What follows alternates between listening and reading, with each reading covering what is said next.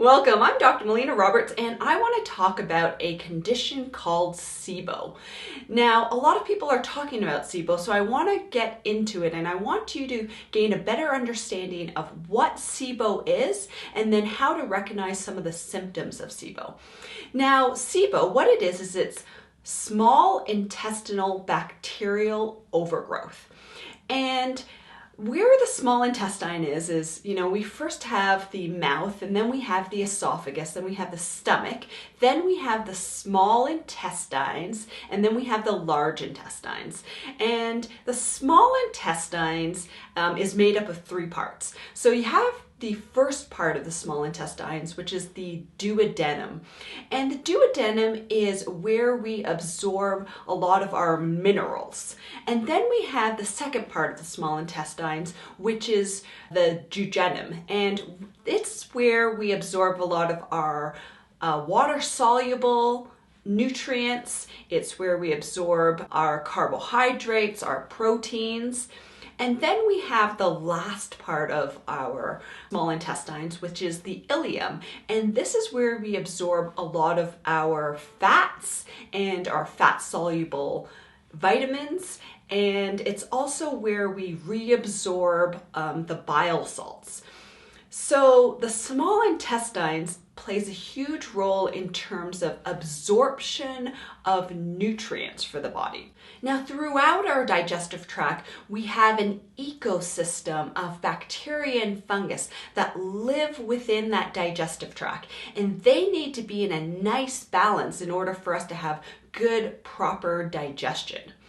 Now, what can happen is that we can end up with some overgrowths of some of those unhealthy or more pathogenic or more problematic bacteria. And this can be happening within the small intestines. And this is where we get that SIBO, that small intestinal bacterial overgrowth. And this is just showing us that we have an imbalance of these bacterial overgrowths that are happening specifically in that small intestine. And when this happens, some of those microbes that live within that digestive tract, they can feed off of the nutrients that we take in through our diet. And what can happen is that they can actually be taking in some of those nutrients so that they can overgrow.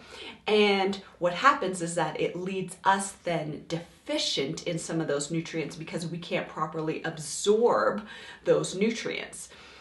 Now, if we don't have that proper balance of that gut flora, then food that's moving through those small intestines isn't able to effectively move through.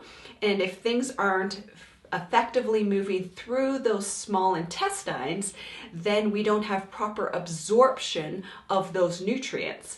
And this can lead to a number of symptoms in the body. So if we have an imbalance in that gut flora happening, we can have fermentation happening of the carbohydrates that are coming into our body. And we can also have some putrefaction of the proteins that are coming into our body. And overall, what's happening is that there's inflammation happening in those small intestines. We can have an increase in gas formation in those small intestines, and we can have malabsorption of the nutrients. We're not having proper absorption of the nutrients into our bodies so that our body can now benefit from the nutrients from the foods that we're eating. And this can also translate to affecting bowel movements. So we're either having an increase in flatulence, you can have diarrhea, constipation, similar to those symptoms that you see in IBS, but it's stemming from the small intestines. And people can notice that they'll have an increase in mucus in their stools. Some people will experience flatulence and nausea. So these are just some common symptoms that people will experience when they have SIBO. And in addition to having all of these these symptoms happening at a digestive level. People can experience some fatigue because they're not properly absorbing the nutrients from the foods they're eating. They can experience anxiety or depression because of that relationship between the gut and the brain. We can also see some of that brain fog happening. A lot of people will experience some joint pain, and that's just because we have a lot of inflammation that's happening within the gut, and then that inflammation translates to other systems of the body, so we get some aches and joint pain.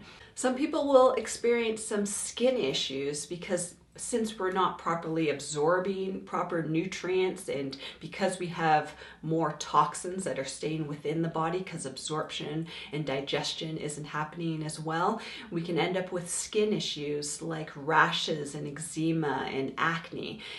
So this is more information about SIBO, what it is, and what are some of the common symptoms that we see in terms of SIBO.